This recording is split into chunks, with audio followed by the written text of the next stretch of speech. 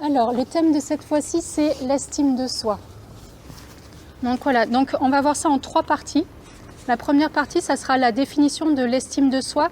Donc cette partie, ça sera un petit peu théorique, mais c'est important quand même de mettre des notions sur ce que c'est l'estime de soi, surtout que c'est une notion qui est assez populaire en ce moment, on en parle beaucoup, mais à force de parler de quelque chose, des fois on oublie quel est le sens en fait de ce dont on parle.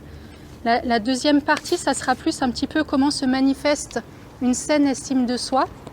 Et la troisième partie, ça va être un petit peu l'estime de soi, on va dire chrétienne. Donc parce que le fait d'être chrétien, ça influe sur tout ce que nous pouvons vivre, et notamment du coup sur l'estime de soi. Donc voilà un petit peu les 3 parties. Donc la définition de l'estime de soi. L'estime de soi consiste à savoir que nous sommes adaptés à la vie et à ses exigences. Alors on a tous un petit peu nos propres notions de qu'est-ce que l'estime de soi, mais c'est essentiellement savoir que nous sommes adaptés à la vie et à ses exigences. C'est donc la confiance dans notre capacité de penser et de faire face aux défis de la vie. Voilà, la confiance dans notre droit au bonheur, le sentiment d'être digne, d'être méritant, en droit d'affirmer nos besoins et nos aspirations et de jouir des fruits de nos efforts. Donc je vais développer au fur et à mesure. Là pour l'instant on est vraiment dans la théorie, donc ça va revenir, et puis de toute façon si vous avez des questions, on y reprendra au fur et à mesure que vous avez des questions. Donc c'est ces 2 choses, la confiance dans notre capacité à penser, dans notre propre raisonnement, et de faire face donc aux défis de la vie, aux circonstances, à toutes les situations qui se présentent à nous, et la confiance dans notre droit au bonheur. Voilà, l'estime de soi, c'est un besoin humain qui est puissant et qui est fondamental pour notre propre vie et qui contribue de façon essentielle au processus de vie. Sans estime de soi, on ne croit pas dans notre propre vie. C'est pour ça que c'est important de savoir où on en est au niveau de l'estime de soi et de pouvoir la faire grandir. Mais pour faire grandir l'estime de soi, il faut savoir ce que c'est. Donc l'estime de soi, c'est vraiment indispensable pour un développement normal et sain. On a tous connu, et je ne sais pas trop, en faisant un petit peu le tour, bon, je ne regarderai pas un peu quel niveau d'estime de soi de chacun, mais on reconnaît très vite quelqu'un qui n'a pas de confiance en soi, et on voit que déjà tout petit, un enfant qui n'a pas les bases saines et positives de l'estime de soi, c'est quelqu'un qui va avoir plus de mal à croître et à se positionner dans la vie. Donc c'est vraiment indispensable pour un processus et pour une maturité dans la vie. Donc en fait l'estime de soi de façon positive, ça agit comme, là je suis désolée pour les termes techniques infirmières, mais voilà, ça agit un peu comme un système immunitaire pour notre conscience, et ça nous offre de la résistance et de la force, ce qu'on appelle la résilience. L'estime de soi, c'est aussi la base pour la résilience, donc cette capacité à affronter les événements de la vie, et notamment les événements difficiles de la vie. Voilà. Donc l'estime de soi, ça comporte 2 aspects qui sont imbriqués, qui sont interreliés entre elles. Donc c'est un sens de notre efficacité personnelle. Je vous dis que c'est un tout petit peu technique, ce qu'on appelle l'efficacité de soi. Donc le sens de notre efficacité personnelle, ou l'efficacité de soi, et le sens de notre valeur personnelle, ou le respect de soi. Donc c'est deux notions très importantes, l'efficacité de soi et le respect de soi. Donc je vais vous développer un petit peu ce que c'est l'efficacité de soi, et je vous développerai après ce que c'est que le respect de soi. Donc l'efficacité de soi, ça signifie la confiance dans le fonctionnement de notre esprit, la capacité de penser et dans les processus, dans cette capacité de penser dans les processus par lesquels je juge, je choisis et je décide. Donc je suis capable et je fais confiance à mon esprit pour décider, pour juger et pour choisir. Donc ça veut dire qu'on est dans un processus de choix. Donc il y a des choix qui s'offrent devant moi. Je suis capable de raisonner, je fais confiance dans ma capacité de raisonner pour choisir les meilleurs choix. Une fois que je choisis, j'assume ces choix. Si je me plante, j'assume le fait que je me plante de choix, mais c'est vraiment cette capacité dans ma propre réflexion. Si vous êtes capable d'assumer vos choix et de réfléchir, de faire confiance dans votre esprit, vous ne serez pas facilement manipulable. quelqu'un qui est facilement manipulable, c'est quelqu'un qui n'a pas confiance dans sa capacité à penser par elle-même et donc à poser des choix par elle-même. Donc, je suis fondamentalement compétent pour m'adapter aux défis de la vie et par conséquent avoir confiance dans mon esprit et dans ses processus. Il y a des fois, on réalise qu'on est en train de réfléchir pour aller vers, et il y a des fois, ça se fait de façon tellement simultanée et tellement que, en fait, on n'en prend pas conscience. Or, si je me fais confiance, j'ai confiance en tous ces processus auxquels, des fois, je ne réfléchis même pas. Je sais que je suis capable. Par exemple, je prends juste 2 exemples, mais par exemple, Onel, Leslie et Donald ont débarqué là où je travaille et ont commencé à travailler. Ils étaient suffisamment conscients en se disant je ne connais pas le travail mais je sais que je vais être capable de m'adapter. Donald, il est le premier jour difficile, mais voilà, je sais que je suis capable, je sais que je suis capable à m'adapter à une nouvelle situation. Je ne connais pas le travail, je ne connais pas les personnes, mais je sais que je suis apte à m'adapter et à faire face aux processus qui vont se présenter à moi sous ce nouveau job. Bon, voilà, c'est quelque chose que soit on connaît déjà tous de s'adapter à notre travail, soit quelque chose que de toute façon on connaîtra forcément un jour. Donc voilà, ça c'est vraiment l'efficacité de soi. C'est la confiance dans le fonctionnement de mon propre esprit pour prendre les bonnes décisions.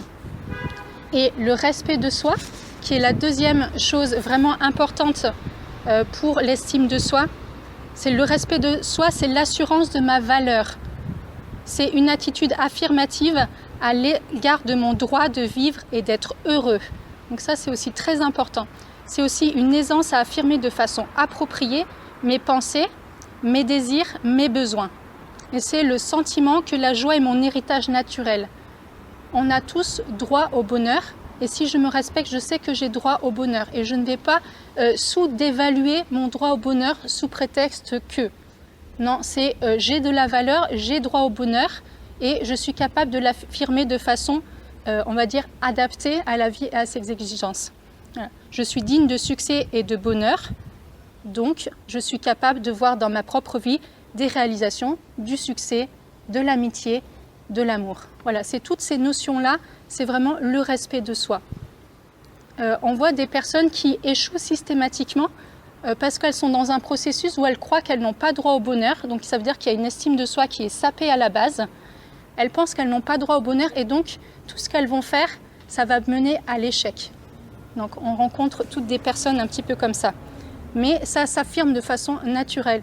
Il y a une semaine, il y a une personne qui a débarqué dans mon bureau. Bon, je ne vous raconte pas tout, mais tout à coup elle me dit, je ne sais plus ce qu'elle me dit exactement, les mots, c'est « je suis ». Je m'aime. Elle arrive et elle me dit « je m'aime ». Oui, elle a le droit de s'aimer. Mais moi, quelqu'un qui vient et qui se positionne, et elle me dit 4 fois, c'est « je m'aime ». Pour moi, c'est quelqu'un qui de toute façon n'a pas les bases de l'estime de soi puisqu'elle est obligée de l'affirmer de façon à quelqu'un d'autre en disant « je m'aime ». Oui, c'est très bien et heureusement que tu t'aimes. Mais ça veut dire que si tu es obligé de l'exprimer publiquement de cette façon-là, c'est que de toute façon, au fond de toi, tu t'aimes pas, quoi. Bon, je ne lui ai pas dit ça, mais on va continuer la conversation.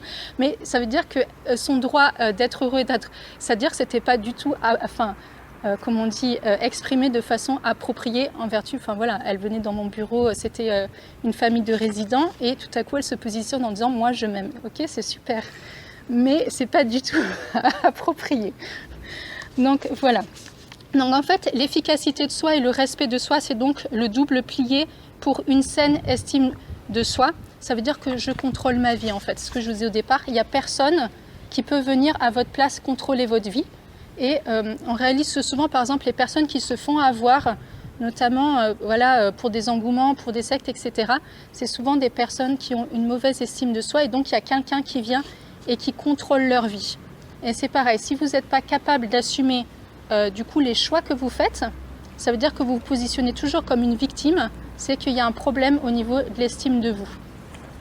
Parce qu'à partir du moment où j'ai conscience de ma valeur, où j'ai conscience que voilà, je peux faire confiance à mon esprit pour tous ces raisonnements, ça veut dire qu'après les choix, je les assume. Ce n'est pas quelqu'un d'autre qui assume les choix que moi-même j'ai faits. Voilà. Et donc plus notre estime de soi est élevée, et plus nous sommes enclins à traiter les autres avec respect, bienveillance, bonne volonté et équité. Parce que si vous avez une saine image de vous, une saine estime de vous, vous ne verrez pas les autres comme étant une menace. Quelqu'un qui voit les autres comme une menace, ça veut dire que c'est quelque chose qui en lui n'est pas suffisamment bien fondé.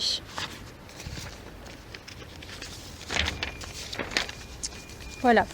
Donc en fait, l'estime de soi, c'est aussi une expérience qui est intime. On n'a pas tous le même type d'expérience qui concerne l'estime de soi, et on n'est pas tous au même niveau concernant l'estime de soi. L'estime de soi, il faut qu'on puisse poser les bases, mais il y a des jours où c'est plus facile que d'autres, et le but, c'est toujours de croître vers une saine estime de soi, et une estime de soi qui soit vraiment positive.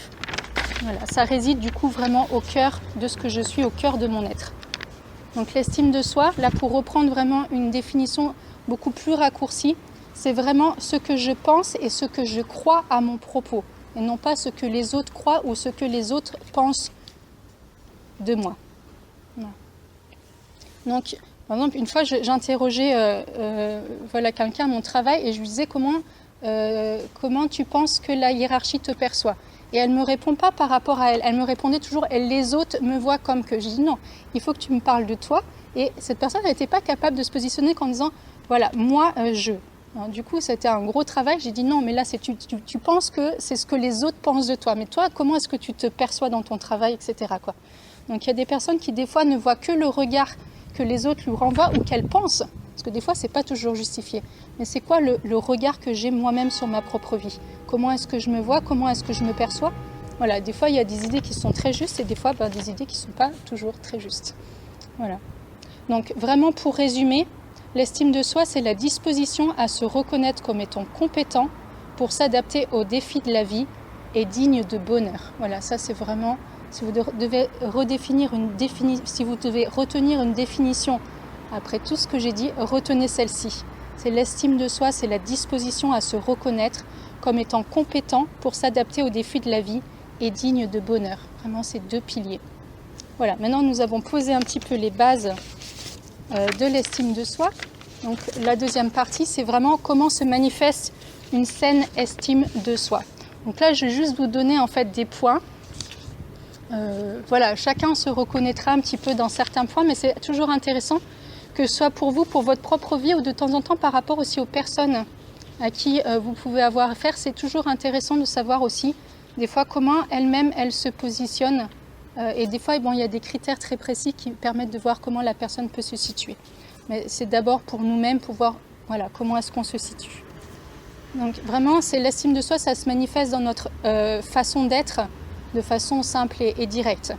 Donc là, je vous énumère un petit peu les choses que j'ai pu cataloguer. Donc un visage, des manières, donc une façon de parler ou de bouger, qui projette un peu le plaisir que l'on a à être vivant. On est tranquille, on est bien avec soi-même, on est vraiment bien là, et ça se voit. Vous avez des fois des personnes qui, tu as l'impression qu'elles sont là, mais en fait elles ne sont pas là. Tu sens dans le corps que la personne est tiraillée, elle ne sait pas trop comment se positionner. Et ou des personnes qui ont plus envie d'aller dans un trou de souris, comme on dit, mais qui ne sont pas bien positionnées. Des fois, elles ont un problème d'estime d'elles-mêmes.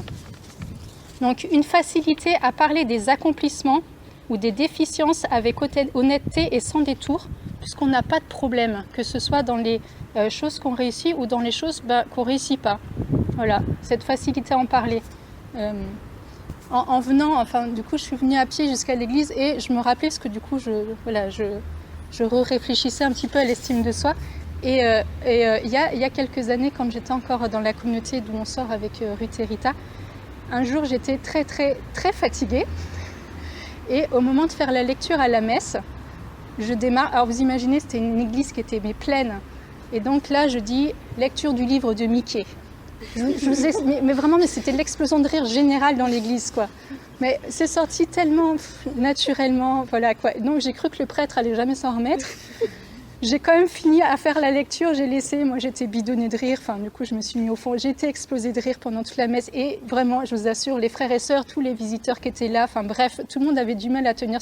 Et donc j'avais quelqu'un qui est allé voir les frères et sœurs en disant, s'il vous plaît, ne lui en parlez pas, la pauvre. Et je suis sortie, moi-même je rigolais la première. Donc tout le monde était un peu surpris parce que non, je ne suis pas allée de me cacher dans ma chambre. Moi, là, c'est des choses qui arrivent, je n'avais pas prévu. C'est sorti plus vite que moi. Et voilà, quand j'ai quitté cette maison, c'est bizarre, on m'a ressorti plein de choses. On ressort généralement, vous savez, des choses qu'on fait. Ce truc-là, c'est jamais ressorti. Mais quelques mois après, j'étais dans une autre maison et un frère lit. Mais lui, c'était pas la lecture du livre de Mickey, c'était la lecture du livre de Jacob. Ça n'existe pas. Non, ça devrait. Comment? Non, mais cherchez-moi les lectures du livre de Jacob. Bon, 3 fois, on a essayé de lui dire que ça n'existait pas, mais en fait, et quand le frère a compris qu'il avait fait une erreur, le frère, il a fait la lecture, il a fui, il s'est enfermé dans sa chambre. Il avait trop honte. Il n'était pas simple avec bon, ben c'est des choses, ça arrive, et puis basta, quoi. Donc voilà, un jour, je ne sais plus quoi, il y a quelqu'un qui me dit, mais je ne sais plus, plusieurs années après, il dit, ah, tu sais quoi, et on raconte, je dis, ah, on raconte pas l'histoire du livre de Mickey, c'est vraiment arrivé. C'est moi qui ai dit, ah, sérieusement, on pensait que c'était une histoire, comme de temps en temps, ça se raconte, je dis, non, c'était pas une histoire. Donc, enfin, voilà, bon, ben voilà, ça arrive, et puis basta, quoi. On va pas laisser enfermer dans sa chambre. Non, le frère, je vous assure, on l'a pas revu toute la journée. Bon, ben voilà. Il faut pouvoir être capable de raconter les bonnes choses de notre vie comme les choses qui sont moins sympas, quoi. Donc voilà. Donc un troisième point, c'est une aisance à donner et à recevoir des compliments ou des marques d'affection ou des marques d'appréciation. Voilà, de temps en temps, vous pouvez dire à quelqu'un des choses qu'il a bien fait, mais la personne n'est pas capable de l'entendre et elle ne va retenir que ce qui ne va pas, tout simplement parce que des fois, elle a une telle mauvaise estime d'elle-même qu'elle n'est pas en état d'entendre les bonnes choses, en fait, sur notre propre vie. Donc ça s'apprend. C'est pareil, les marques d'affection, etc. Enfin voilà. Parce que justement, comme on est en droit, on a droit au bonheur, on a droit d'avoir sa place, d'avoir une saine estime de soi. Donc ça ne doit pas nous poser problème de pouvoir recevoir des compliments, des marques d'affection. Donc une ouverture à la critique et une aptitude à reconnaître des erreurs, tout simplement parce que l'estime de soi, ce n'est pas lié à la perfection. L'estime de soi, c'est pas être parfait, c'est reconnaître juste ce qu'on est. Donc, moi, je connais personne de parfait et je crois que j'en rencontrerai pas du tout. Donc, voilà. Donc, une attitude curieuse et ouverte aux idées nouvelles, aux nouvelles expériences et aux nouvelles possibilités de la vie. Il y a des fois des personnes qui restent coincées, par exemple, je sais pas, dans un job. La personne ne veut pas quitter son job tout simplement parce qu'elle a peur d'affronter des nouvelles possibilités. Or, si on est tenu par la peur, mais du coup, c'est une personne qui ne va pas s'épanouir, qui va aller au travail, mais qui ne va rien apprendre de nouveau. Et tout simplement parce que, au lieu de se dire qu'elle est capable d'affronter un nouveau défi pour sa vie, elle préfère ne pas le faire. Donc voilà, alors qu'elle suffirait qu'elle travaille un peu sur la confiance en elle-même, elle se découvrirait de nouveaux potentiels. Voilà. Un autre point, c'est les sentiments d'anxiété ou les sentiments d'insécurité. Voilà, si de temps en temps ça nous arrive, si on a une estime de soi qui est saine, ça a beaucoup moins de possibilités soit de nous intimider, soit de nous accabler. Parce que de toute façon, si on est capable de les accueillir parce qu'elles sont là, de les surmonter, ça nous paraît pas incroyable ni insurmontable.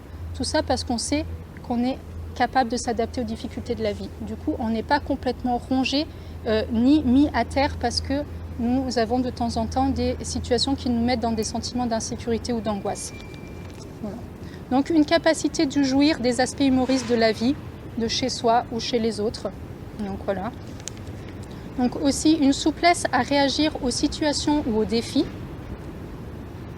Donc là, on fait confiance à notre esprit inventif, parce qu'on fait confiance à son intelligence et parce qu'on ne voit pas la vie comme une catastrophe ou une défaite. Voilà, c'est vraiment cette souplesse à réagir aux situations de la vie. Et une capacité de préserver une qualité d'harmonie et de dignité dans des conditions de stress. Donc vraiment l'estime de soi joue beaucoup dans les conditions de stress parce qu'on se fait confiance et que tout ne devient pas tout à coup... Vous savez, il y a des gens qui sont capables de faire de quelque chose des montagnes et ça prend des proportions des fois inimaginables, insurmontables, alors que des fois quand on réfléchit à la situation, la solution apparaît et que même s'il n'y a pas de solution dans cette situation-là, on est capable d'avoir une qualité de vie qui nous protège et qui ne nous met pas complètement par terre. Donc voilà, c'était juste quelques petits points peuvent être intéressants pour de temps en temps, que ce soit même pour nous-mêmes, et d'abord et avant tout pour nous-mêmes, de pouvoir se reconnaître et savoir voilà, là où on peut grandir, là où on peut faire aussi des efforts pour augmenter notre capital d'estime de soi. Et donc la troisième partie, qui est d'autant plus intéressante parce que nous sommes tous chrétiens, nous sommes tous croyants, et que du coup ça nous donne quelque chose que n'ont pas les autres. C'est-à-dire que toute personne dans sa vie va devoir travailler l'estime de soi, mais nous avons quelque chose en plus, c'est que nous avons cette chance d'avoir rencontré Dieu, d'avoir découvert son amour, et du coup par rapport à l'estime de soi, ça change pas mal la donne. Donc voilà. Donc là, moi je pars du postulat pour l'instant que tout le monde a rencontré l'amour de Dieu, a fait cette rencontre, a accepté Jésus, sait qu'il a été sauvé par Dieu, et que si ce salut il est vraiment opérant et agissant dans nos vies, il contribue à augmenter ou à restaurer notre niveau d'estime de soi.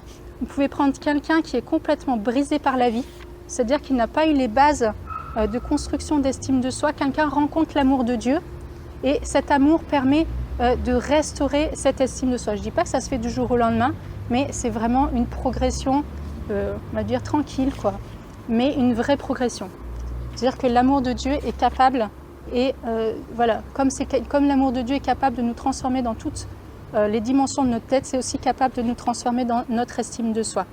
Donc là c'est pareil, je vous donnerai juste quelques petits points de comment est-ce que Dieu peut agir. Donc un des avantages de rencontrer l'amour de Dieu, c'est que nous savons que nous sommes une personne unique. C'est-à-dire qu'il n'y aura pas deux. Moi, je bénis tous les jours le Seigneur qu'il n'y ait pas une deuxième Tabitha. Je trouve qu'une, c'est largement suffisant. Mes sœurs vous diront pas le contraire. Donc voilà, on est unique, et on a été créé par Dieu, on a été voulu par Dieu. Et rien que ça doit nous donner une confiance dans notre valeur et dans notre droit au bonheur. Peu importe notre histoire, Dieu nous aime, Dieu nous a voulu, Dieu nous a choisi, Dieu nous a sauvés. Et Dieu nous a voulu en tant que nous-mêmes. Donc nous sommes uniques, et on sait que, Dieu a un plan d'amour sur notre vie parce que nous sommes uniques. Et nous devons donc apprendre à nous aimer avec cette unicité, parce que nous ne sommes pas comme les autres, donc nous avons notre part à apporter au monde, à notre entourage, en tant que Dieu a voulu de façon unique avec nous. Donc il faut apprendre à nous connaître pour entrer dans le plan d'amour de Dieu sur nos vies. Il y a plusieurs lieux où on apprend à se connaître en tant que chrétien. Donc on apprend à connaître nos dons, on apprend à connaître nos qualités. Je fais dans le positif, mais vous faites le pendant dans le négatif.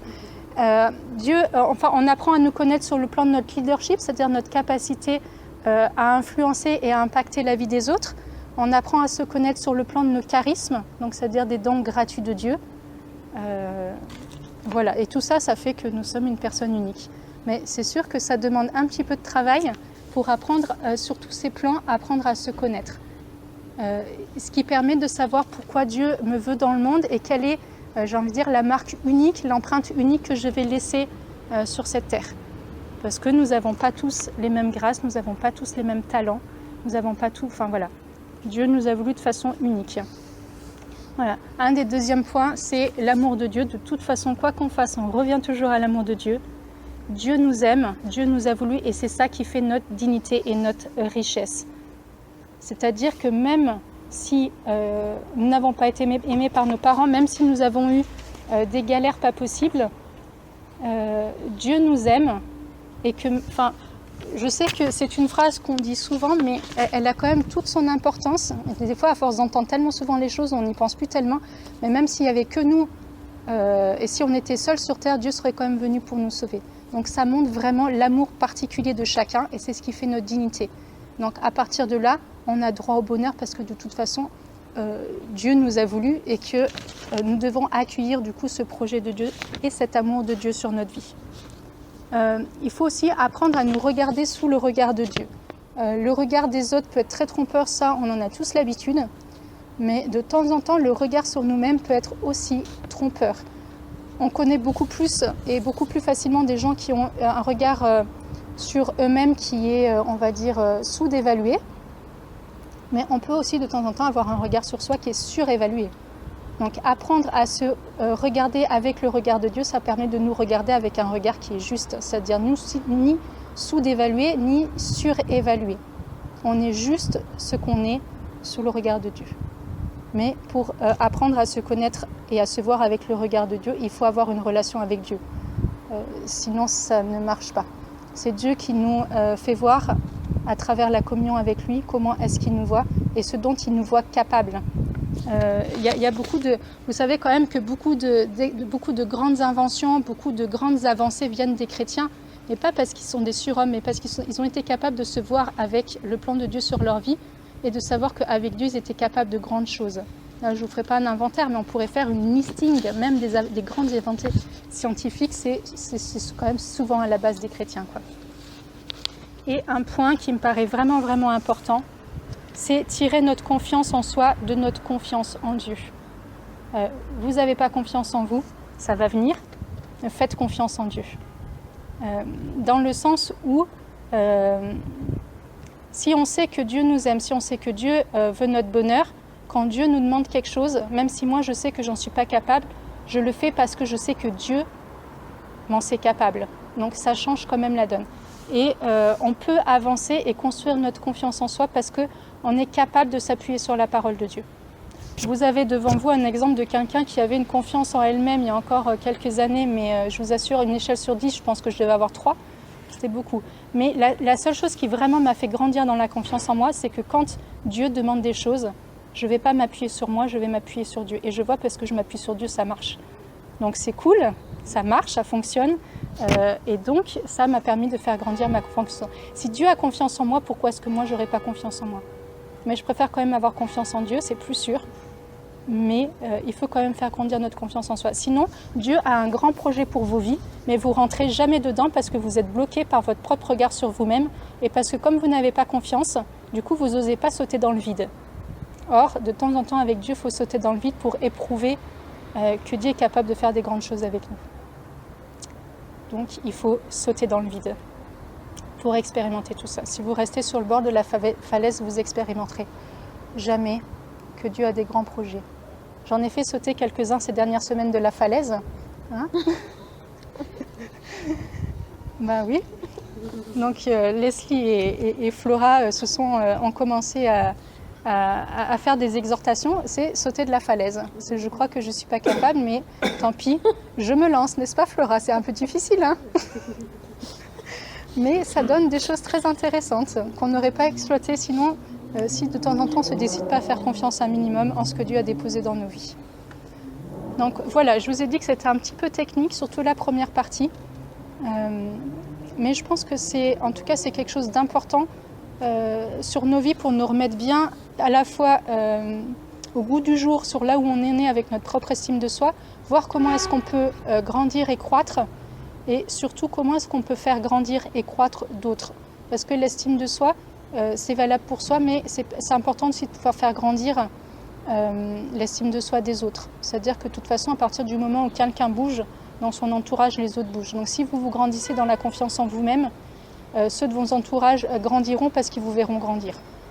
Voilà, par exemple, il y a des métiers où la confiance en soi se manifeste de façon plus importante. Je pense à Marlène et à son travail. Si elle donne des formations ou pour des personnes, elle est à un moment obligée de se positionner en ayant confiance en elle-même et sa capacité à pouvoir donner aux gens qui sont là. Et ça, c'est un bon chemin de croissance dans l'estime de soi. Sinon, c'est trop facile de dire « je ne suis pas capable », mais dans ce cas, ça bloque toute la vie, quoi. Donc, on a des métiers où, de temps en temps, on est obligé de se dépasser. Donc voilà, moi, alors, en conclusion, on va prendre un temps de prière tout à l'heure. Je ne sais pas ce que Dieu a prévu pour nous, mais c'est vraiment le moment de se repositionner en Dieu, de demander vraiment aussi le regard de Dieu sur notre propre vie pour continuer à croître.